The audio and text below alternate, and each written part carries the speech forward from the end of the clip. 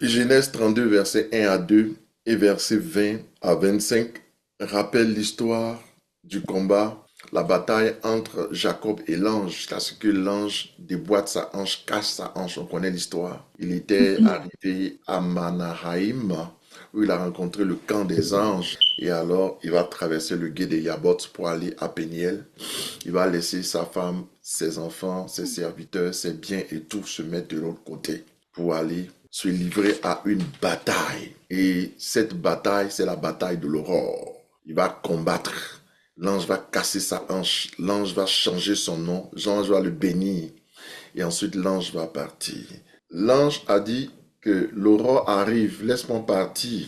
Mais il y a eu un combat. Jacob s'est livré à un combat à l'aurore. Si vous tapez dans concordance le mot aurore, vous allez voir que c'est un mot qui est vétérotestamentaire. C'est un mot qui est utilisé dans l'Ancien Testament, qui n'est presque pas utilisé dans le Nouveau Testament. C'est comme une ombre de quelque chose. C'est comme un symbole de quelque chose. C'est un mot donc hébreu, c'est shakar. Donc ce mot-là est traduit en français par aurore. Mais ce mot peut dire plusieurs choses. Donc si on veut le décliner, c'est pas exprimer seulement comme l'aurore. Ça peut s'exprimer comme l'aurore, mais ça peut s'exprimer aussi comme l'aube. Donc quand on dit l'aube, on ramène à l'aurore. C'est des synonymes. Et ce mot shakar, c'est le lendemain, par exemple, ou bien c'est de bon matin, ou bien c'est le matin. Et la racine de ce mot, c'est chercher, c'est avoir recours, c'est tourner vers.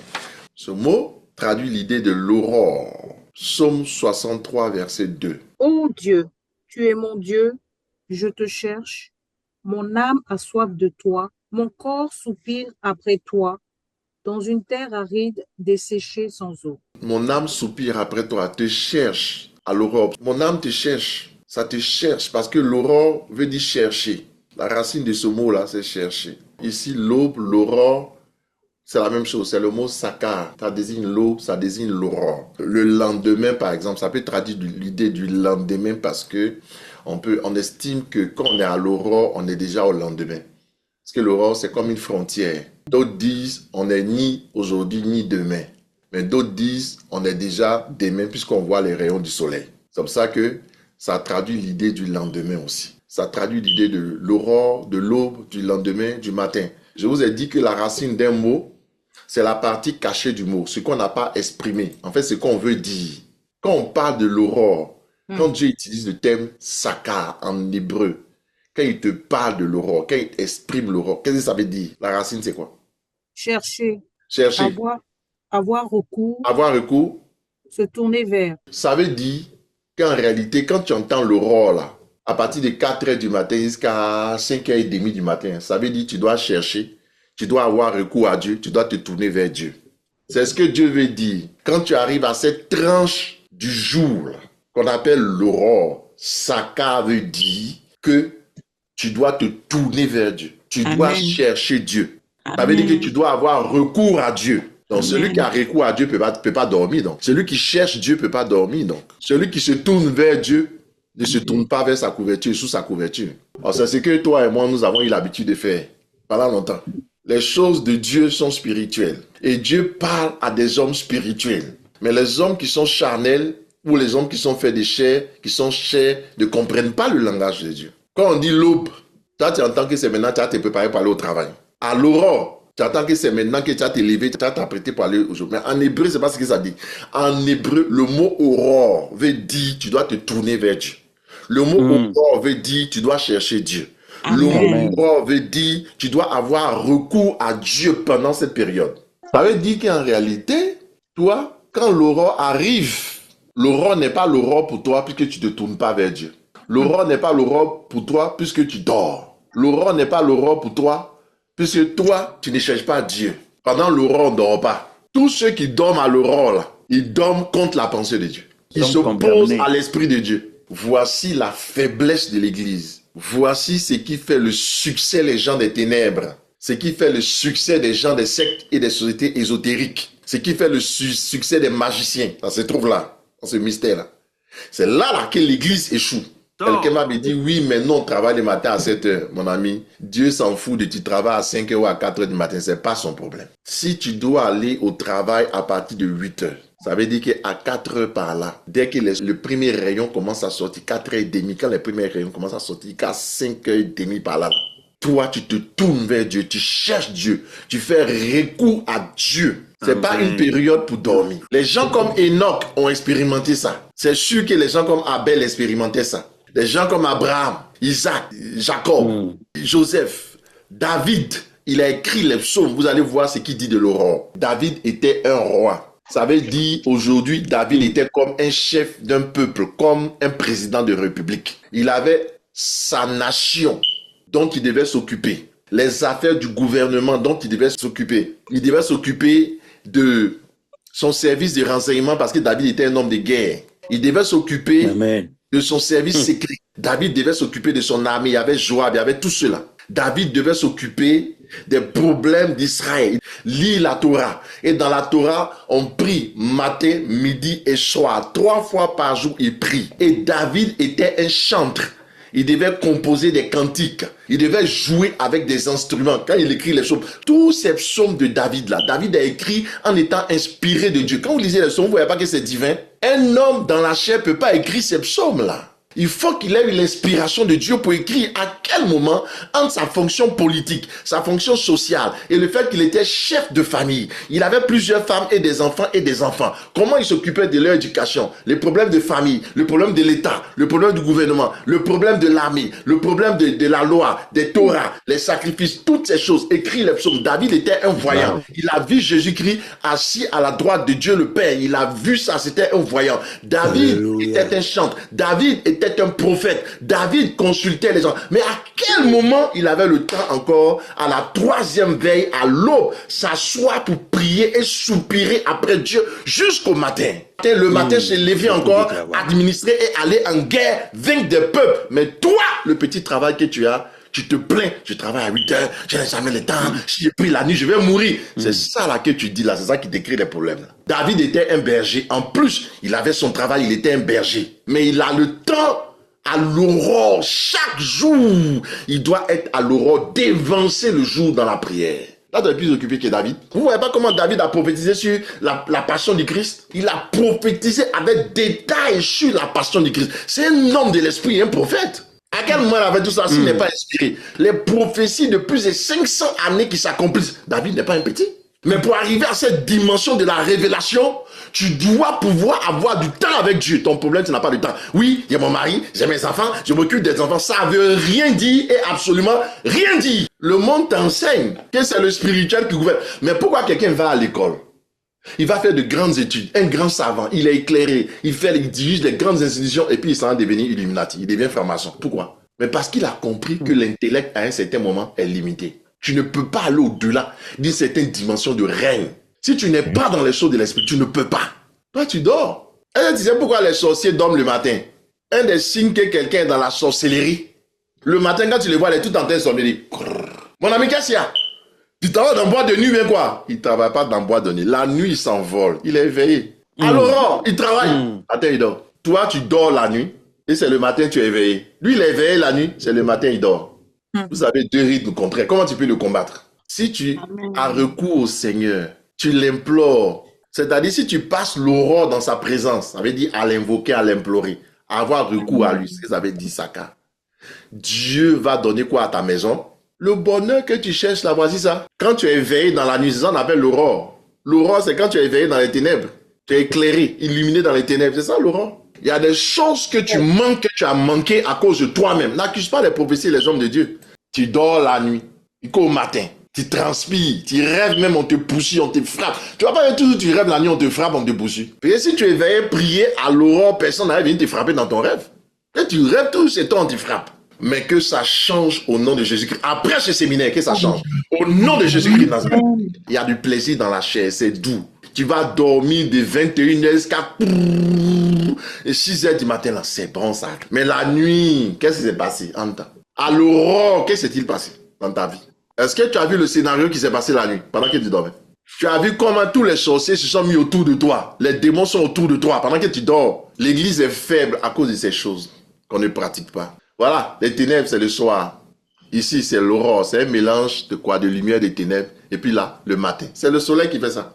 C'est quoi le jugement? Le jugement, c'est le fait de séparer les ténèbres de la lumière. Qu'est-ce qui sépare les ténèbres de la lumière? C'est le soleil. Quand le soleil vient, il vient séparer les ténèbres de la lumière. C'est-à-dire, il met fin à l'aurore. Et puis, il établit le jour. Ça, on appelle le jugement. C'est pour ça que le soleil est juge. Le soleil est juge en ce sens qu'il sépare les ténèbres de la lumière. C'est-à-dire, il met fin à l'aurore pour établir le matin de justice. Ça veut dire le soleil de justice. Le soleil donne le jugement. C'est-à-dire que le soleil établit le jugement, établit les décisions de justice et les actes de justice dans le matin. Dans le matin, l'affaire a déjà été trop jugée, ton cas a été déjà conclu, on a déjà tout jugé le matin quand tu es réveillé. Tu ne peux plus rien changer. C'est à l'aurore, là, au moment où on doit juger, là, entre les ténèbres et la lumière pour séparer, là, c'est là ta prière peut changer et influencer les choses. Mais toi, pendant ce temps où on est en train de dire on va juger, tu es en train de dormir.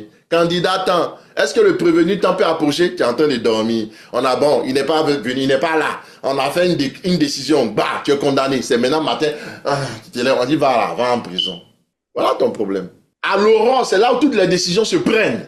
Les gens des ténèbres ne dorment pas à l'aurore. Les mystiques dorment pas, les gens spirituels dorment pas, les esprits dorment pas. Il y a que les gens qui sont des chiens qui dorment, qui rompent, ils prennent toujours pour prétexte le travail. Parce que les gens courent après le matériel, ils courent après ce que Dieu peut leur donner, ils ne courent pas après Dieu qui donne toutes choses. C'est ça le problème. Amen. Vanité de vanité, tout est vanité, poursuite du vent. C'est du vent. Tout ce que tu cours après là, c'est du vent. Si tu comprends les choses essentielles de Dieu, tu vas avancer rapidement et ta bénédiction sera stable. Et les gars, nous sommes l'église, s'il vous plaît. Les portes du séjour des morts ne doivent pas prévaloir contre l'église de Jésus-Christ. Pourquoi on va te délivrer 10 fois? Pourquoi on va te délivrer 7 fois? C'est que c'est toi qui as un problème. Le démon part, il cherche cette hausse. Quand la maison est vide, on est balayé. Il revient, ton état est pire, tu vois pas? Ton problème, c'est que tu n'arrives pas à résister au retour de l'esprit mauvais. C'est ça qui fait qu'on te délivre tout le temps. Quand tu as accepté Jésus, tu es né de nouveau. C'est une nouvelle mentalité. Amen. Tu ne penses plus selon les principes du monde. Tu as maintenant une nouvelle façon de penser, une nouvelle façon d'agir, une nouvelle façon d'entrevoir les choses. À l'aurore, il y a des décisions qui sont prises. Et qui écrit ces décisions sont des anges. Ils écrivent les décisions qui te concernent. Et le matin, on exécute. Et si tu ne fais rien pour changer ce qu'on écrit là, ça va t'appliquer dans ta vie le matin quand tu te lèves. Tu te lèves le matin, tu trouves qu'il y a un cadavre dans ta maison. Lève le matin, tu vois qu'il y a un problème. Tu te lèves le matin, tu vois qu'on est venu te voler. Tu lèves le matin, tu vois qu'on a tué quelqu'un en sorcellerie. Quelqu'un qui ne devait pas mourir, quelque chose qui ne devait pas t'arriver, peut t'arriver. Si tu dors et que tu n'es pas vigilant, tu rentres jusqu'au matin. 2 Corinthiens 3 à 4. Vous êtes manifestement une lettre de Christ. Vous êtes quoi? Manifestement quoi? Une lettre de Christ. Vous, mes disciples, vous êtes une lettre de Christ. Continue. Par notre ministère. Qu'est-ce qui écrit la lettre? Notre ministère. Dans le ministère, c'est ça qui est écrit. Donc, vous êtes des lettres. On écrit la lettre avec quoi? Avec les doigts. Donc, en fait, notre ministère, ce sont nos doigts. Ton ministère, ce sont tes doigts, ce par quoi tu opères. Dieu, ses anges, ses doigts, ce sont ses anges. C'est le ministère des anges qui permet d'écrire la lettre. Non avec de l'encre, mais avec quoi? Continue. Non avec de l'encre, mais avec l'esprit du Dieu vivant. Donc, c'est-à-dire qu'on a écrit avec l'encre qu'on appelle le Saint-Esprit. Le Saint-Esprit est une encre que les doigts ont utilisée, c'est-à-dire les anges. Notre ministère, nos anges. Notre ministère sont nos anges. Ce sont les anges qui font le ministère. Dieu t'appelle au ministère. Si tu ne vas pas au désert pour que Dieu te donne des anges, il faut oublier ton ministère. C'est pour ça qu'il est sorti au désert, il dit l'Esprit du Seigneur sur moi car il m'a consacré par l'onction, mais les anges sont allés le suivre pour le servir. C'est-à-dire, s'il n'a pas d'ange, tu es comme un lépreux. Tu n'as pas de doigt. Quelqu'un qui sert Dieu sans ange, il est comme un lépreux qui n'a pas de doigt. Tu vas opérer comment? Ce sont les anges qui sont tes doigts dans le spirituel pour opérer. C'est eux qui te permettent d'écrire ton histoire, réécrire l'histoire des hommes. Quelqu'un devait aller en enfer, devait mourir. Toi, tu réécris son histoire pour l'amener au paradis, pour être béni, pour être prospère. C'est ça, tu as les doigts. Ce sont tes anges qui réécrivent l'histoire des gens. L'évangile a été écrit par les anges. La loi a été écrite par les anges. C'est les scribes du royaume. Celui qui médite la parole de Dieu, il a assis dans l'ombre d'ange. Il se trouve à l'adresse où il y a les anges. Le diable est un menteur. C'est un falsificateur, un faiseur de faux billets. Il introduit du faux dans le vrai. Apocalypse 19, verset 9. Et l'ange me dit, écris. Ce qui est écrit là, c'est l'ange qui t'a dit d'écrire. Qui t'a dit d'écrire ce qui est écrit? Jean, là, ce qu'il a écrit, c'est l'ange qui lui a dit d'écrire. Maintenant, toi, tu veux prêcher. Enseignement qu'il est en train de dire, tu as prêché aux gens. C'est l'ange qui t'a dit d'écrire. Toi-même, tu te lèves comme ça, tu écris ton message, puis tu vas prêcher à l'enfant des gens. Et tu expliques que ce que tu écris là, c'est ce que Dieu veut que tu prêches. C'est l'ange qui lui a dit d'écrire. Et l'ange voit au ciel. Comme c'est eux qui ont écrit, il peut lui dicter ce qu'ils ont écrit. Et lui écrit ce qui est au ciel déjà écrit. Prêcher, c'est écrire ce que tu vois au ciel et dire ce qui t'a été dit du ciel. Tu es révélé. Ce que tu dis aux gens, c'est écrit où? C'est ta tradition qui te dicte ça. Tout ce que tu dis à cette tradition, c'est les hommes. Que ton message vienne d'en haut, du ciel. Que l'ange te dicte les choses que tu vas prêcher. La Bible dit, il dit, le Saint-Esprit inspirait aux apôtres ce qu'ils devaient prêcher et ils prêchaient. Ils prêchaient pas ce qu'ils voulaient prêcher. Non, tu as fait comme les philosophes, à raconter ta vie aux gens. Hein. Nous, on n'est pas là, on n'est pas des historiens pour raconter notre vie aux gens. On vient pour dire ce que Dieu dit de dire. Donc, il faut que tu sois inspiré d'en haut. Pour être inspiré d'en haut, il faut que tu prennes le temps avec Dieu. Ça te demande du temps et des veilles. Si tu n'as pas d'oreille, tu n'as pas d'intimité avec Dieu, tu passes pas du temps avec Dieu, comment tu peux être inspiré pour parler de la part de Dieu? Faire les choses de Dieu, tu ne pourras pas. Si tu n'as pas le temps pour Dieu, c'est pas la peine, tu ne peux pas. Hein? Ésaïe 47, verset 11 dit, le malheur viendra sur toi sans que tu n'envoies l'aurore. Ça veut dire qu'il y a toujours l'aurore d'un malheur. C'est-à-dire que le malheur viendra sur toi sans que tu n'envoies. C'est-à-dire que si tu vois à l'aurore que le malheur va venir, tu vas courir pour te repentir. Tes yeux seront fermés, tu ne vas pas voir l'aurore de ton malheur et puis tu seras frappé. Parce que Dieu sait que si tu vois le malheur venir à l'aurore, tu peux demander pardon. Mais comme il est miséricordieux, comme Ézéchias, il peut te faire pardon parce que le soleil ne va plus exécuter la décision. C'est pour ça que j'ai dit à l'aurore, tu peux changer beaucoup de choses le matin. Pourquoi on appelle Lucifer le fils de l'aurore? Jésus est l'étoile brillante du matin. Jésus est l'astre brillant du matin. Mais Lucifer, il est l'astre brillant de l'aurore. Il est le fils de l'aurore. C'est pas la même chose. Hein. L'aurore et le matin, c'est deux choses différentes. Parce qu'aujourd'hui, il y a une polémique. Hein. Les gens qui sont les Illuminati et toutes ces personnes essaient de passer des vidéos pour faire croire que Lucifer, ça indique vraiment celui qui est ange de la lumière et tout. Jésus est un ange de la lumière, Lucifer est un ange de la lumière. Ils sont la même chose. Jésus et Lucifer, c'est la même chose. Ce n'est pas ça. Ésaïe 14, verset 12 à 14. Te voilà tombé du ciel, astre brillant, fils de l'aurore. Astre brillant, fils de l'aurore. C'est un astre brillant, il est fils de l'aurore. Pourquoi il est fils de l'aurore? Parce que avant Lucifer, il était établi sur les anges, sur les lumières, les pierres étincelantes du ciel, que sur la lumière. Et puis, ils se sont rebellés, donc il a permis que les ténèbres rentrent. Donc lorsque les ténèbres rentrent dans la lumière, ça devient l'aurore. Donc Lucifer est devenu Satan. Donc Satan, il est fils de l'aurore. Il est né dans l'aurore, dans la contradiction, dans la confusion. C'est pour cela que il exerce son autorité dans l'aurore, dans la confusion, où il y a la lumière, il vient mettre les ténèbres. Où il y a la vérité, il met le mensonge. C'est sa spécialité, ça. Il est né dans ça. Jonas chapitre 1, verset 6. La nuit a commencé jusqu'à tomber dans l'aurore. Et après le matin, c'est la sentence. C'est la décision, l'exécution de la décision. C'est pour ça qu'on dit, Éphésiens 5, 14. Réveille-toi, toi qui dors d'entre les morts. À l'aurore, là, si tu dors, là, c'est comme tu es mort. Parce que l'aurore, c'est pour ceux qui se tournent vers Dieu. Ceux qui se tournent vers Dieu, c'est celui qui est vivant. Ceux qui ne se tournent pas vers Dieu, là, il est comme mort. On peut décider de ton sort. Finir avec toi. Dors, quand tu ronfles, jusqu'à matin, quand tu as bavé sur toi-même. Quand vous lisez, vous allez voir Jacob, dans Genèse chapitre 28, versets 10 à 22. Il était arrivé dans un endroit, cet endroit était redoutable. L'endroit s'appelait Luz, il appelait ça Bethel. Beth, maison. El veut dire Dieu, maison de Dieu. Il était à Bethel, maison de Dieu. Il a vu l'échelle qui reliait le ciel, la terre, les anges montaient et descendent. Il a oint la pierre, selon ce que Dieu lui a dit. Cet endroit est redoutable, cette pierre deviendra la stèle qui deviendra la maison de Dieu. Jacob a fait un vœu à Dieu. Il a vu les anges, c'était en une vision. Genèse chapitre 28, Dieu lui fait des promesses. Il lui renouvelle les promesses qu'il avait faites à Abraham, qu'il avait faites à Isaac. Telle sera ta descendance nombreuse comme la poussière. On lui refait encore la promesse.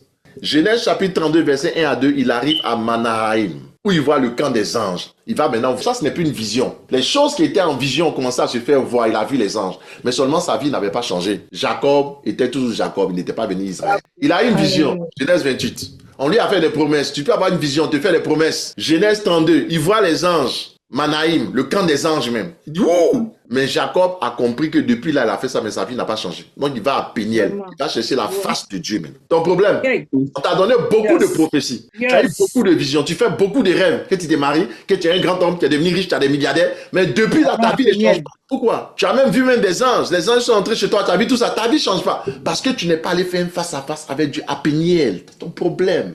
L'ange dit, l'aurore arrive. Tu n'as pas connu l'aurore. Comment tu peux quitter Jacob pour devenir Israël si tu ne connais pas le mystère de l'aurore? Voilà comment beaucoup d'Israël restent Jacob. Voilà comment beaucoup de princes de Dieu restent des rusés. Ils veulent utiliser la ruse avec Dieu. Tu ne donnes pas ta dîme, tu ne veux pas te offrir aucun sacrifice, tu ne cherches pas à rencontrer Dieu, tu ne pries pas la nuit, tu ne vas pas à l'eau, tu ne fais pas tout ça. Donc il y a beaucoup de... Chaque fois qu'un homme de Dieu va te voir, mais je vois ton étoile, je vois ton... Mais cette fille est bénie, ce homme est béni, je vois ton étoile. Mais ton problème, tu ne vas pas à Péniel pour aller casser ta hanche. Comment tu peux te retrouver toujours à la foule, tu es toujours à la foule. Il y a des moments où tu dois te trouver seul à Péniel. La face de Dieu, face à face avec Dieu. Est-ce qu'il n'est pas là quelqu'un? Ça se passe à l'aurore. Tu dois avoir un face à face. Quand on dit face à face, c'est la face de Dieu contre ta face. Pas ta face de Dieu contre la face de l'homme de Dieu et toi la face de la communauté. C'est toi seul, face à face. Ici, là, c'est pas face à face. Ici, là, c'est moi qui vous fais face. Mais à Péniel, là, c'est toi qui fais face à Dieu. Ici, c'est moi qui vous fais face. Vous m'écoutez. Mais c'est ça, quand tu prêches, les gens t'écoutent, beaucoup de personnes, tu fais face à un peuple. Jacob a laissé sa femme, il a laissé ses femmes, il a laissé ses enfants, ses serviteurs, ses biens, tout. Et puis, il s'est coupé pour aller à Péniel, à l'aurore, face à ce produit-là. Tu aimes trop les gens autour de toi. Tu aimes trop les gens prier pour moi, prier pour moi. Mais où est ton face à face? Là, on dit, laisse-moi partir. Car les anges, ils parcourent la terre, ils doivent les rapporter à Dieu. C'est à l'aurore qu'on t'a vu. L'ange est venu dire, j'ai vu Céline, elle est couchée, elle dort. Il s'en dit ça à Dieu. J'ai vu Marie, elle est couchée, elle ronfle. J'ai vu Conan, lui-même, il a bavé même. Il a vu tout ça. Non, il est en train de dormir. Et puis il s'en dit ça à Dieu. Maintenant, ceux qui vont venir exécuter la décision, disent, ah, nous, on est venu, on a donné un papier pour venir exécuter. On est venu pour lui donner la décision. On dit, voilà, ce gars s'est passé chez lui. Il va perdre son travail, il va s'entendre, il va faire ça, il va faire ça, il va faire ça. Comme il dort, il s'est pas réveillé. Nous, on va exécuter. Nous, on n'a pas de problème. On est sans état d'âme. Il aurait dû prier à l'aurore. Il n'a pas fait. Va chez toi. Matin, tu te lèves, tu as perdu ton boulot. Matin, tu te lèves, tu es tombé malade. Matin, tu attends. Parce que à l'aurore, tu dormais, tu ronflais. Tu n'as pas influencé le conseil de Dieu. Tu conserves ta hanche. Tu conserves ta même démarche. Toujours, tu marches ta même démarche. La même démarche là. Mais change un peu de démarche. Laisse l'ange changer ta démarche. C'est à l'aurore que tu changes de démarche. Tu vas avoir la démarche pascale. La démarche de la Pâque. Boiter et passer. Ça veut dire paix ça. Tu passeras comme à la Pâque. C'est là le passage en Dieu.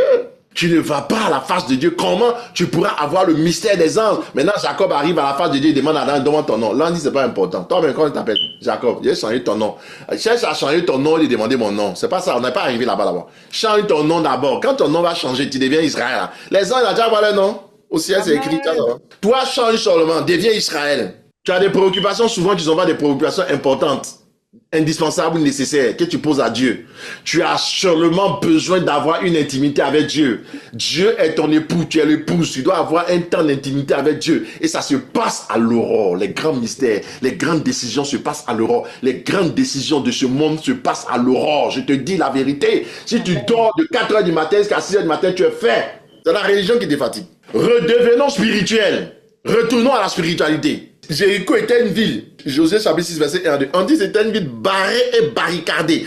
Personne n'entrait, personne ne sortait. Eux, ils ont fait à l'aurore, le tour de la ville. Tu fais le tour de la ville, mais est-ce que tu as fait à l'aurore? C'est ça le problème. Tu fais beaucoup d'efforts, mais dans la journée. Tu pries dans la journée, c'est pas mauvais. Matin, midi, soir. Mais à l'aurore, est-ce que tu fais le tour? Est-ce qu'à l'aurore, tu fais le tour des murailles qui t'empêchent d'avancer? Des obstacles que tu t'as dessinés? Est-ce qu'à l'aurore que tu lèves? Tu veux que les choses changent? Je te montre le secret, la clé du changement. La clé du changement, c'est l'aurore. Car quand tu arrives à l'aurore, c'est le temps de passer au matin. C'est un changement. Tu te tournes, tu changes de position. Tu fais recours à Dieu. Tu recherches Dieu. Hey, that's where change is coming. C'est là que le changement arrive. Tu veux voir les anges comme Jacob a vu l'ange. C'est à l'aurore.